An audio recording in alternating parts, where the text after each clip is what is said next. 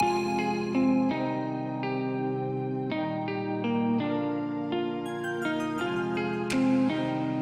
CNCPH est l'instance consultative au sein de laquelle les principales orientations de la politique du handicap sont élaborées. C'est un peu le Parlement des personnes handicapées et de toutes celles et ceux qui concourent à la mise en œuvre de la politique du handicap.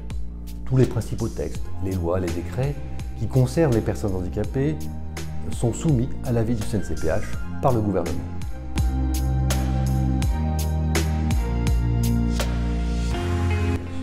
C'est une volonté politique de l'association d'inscrire la mucoviscidose dans une dimension sociale et non pas uniquement sanitaire. Aujourd'hui, plus de 56% des patients sont adultes et nombre d'entre eux sont reconnus handicapés. Ainsi, vivre avec la mucoviscidose est aussi important que la vaincre à présent. Aussi, il était important que vaincre la mucoviscidose puisse être pleinement associé aux décisions concernant les personnes handicapées.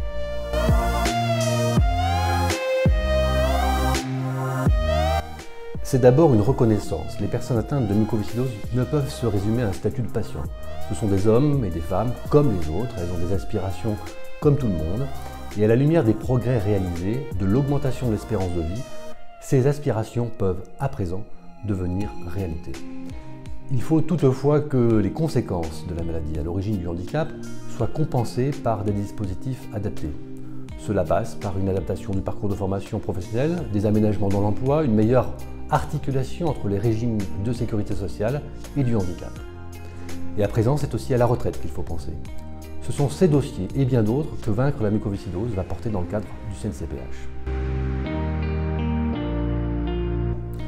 Tout simplement, si j'ose dire, que vivre avec la mucoviscidose ne doit plus être un frein à la vie sociale, professionnelle ou encore affective.